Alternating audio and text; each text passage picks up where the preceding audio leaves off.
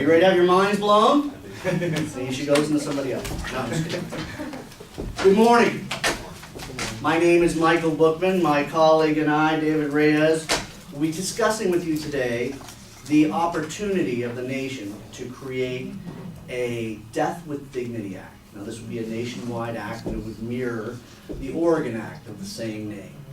For those of you who don't know what Death with Dignity Act is, what it is basically a law that says that if you are 6 months left to live, you've been diagnosed as terminally ill, and you meet certain qualifications, you have the right to request a prescription to die.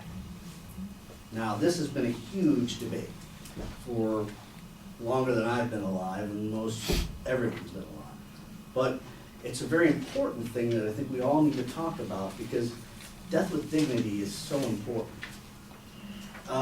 Currently only 5 states offer that. Colorado had it on the ballot for Tuesday, and I did not find out whether or not it is available.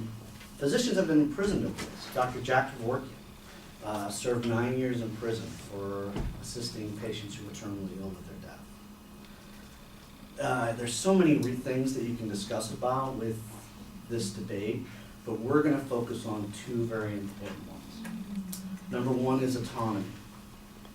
Number 2 is going to be the hypocrisy that we already have physician-assisted suicide available. It's only in a passive form. Now on to my first debate, my first stock issue. There's this great movie, it's called The Lions in Winter. And in the scene of the movie, these 2 guys, they're down in the dungeon and they're about to die. They're going to be tortured to death, basically. And one of the guys says, as they hear the guy's footsteps going down the stairs, he's like, "I won't beg for my life. He won't get me to beg."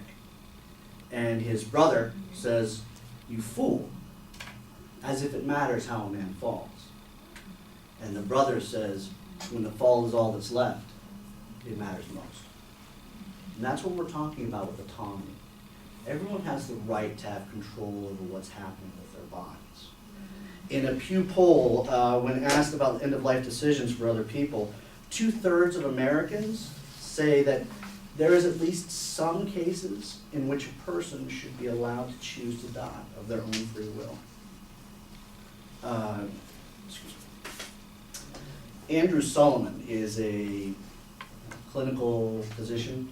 He is the dean of psychology at Columbia University, and he was in a debate with Intelligence Squared. And what he said was, aid in dying needs to be tightly regulated matter, as any life or death matter needs, from driving to surgery.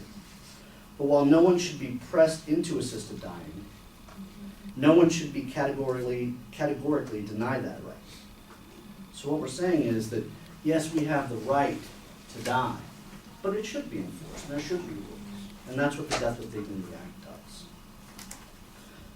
Brittany Maynard is a famous kind of speaker for this movement. She was diagnosed with brain cancer, and she purposely moved to Oregon so she could use this law to choose to die. And she said a very great way to explain this is, "It's given me peace. I don't want to die, but I am dying, and I want to die on my own terms. When the fall is all that's left, it matters most."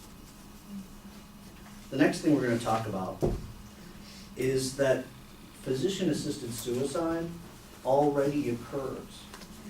It occurs via DNRs, which is a do not resuscitate order. You can request that a physician does not try to resuscitate you. It goes in the fact of you can voluntarily refrain from treatment. You can say, "You know what? I'm done. Chemotherapy is not helping me, and I just want to die naturally." Now, there's a really interesting thought that, people are always asking each other, how do you want to die, or how do you not want to die? And there was a really cool Facebook poll, and it said the number one way that people don't want to die is drowning or suffocation, which is exactly what happens when someone's respirator is taken out. The second reason that they don't want to die? Starvation.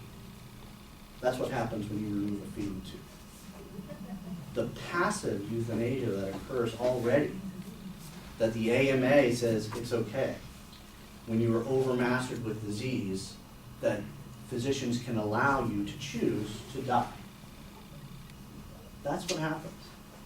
What we are offering with Death with Dignity Act in a national form is that we can now give physicians a tool, a rare tool, to use to aid treating their patients. And that's all I have to say. Thank you so much.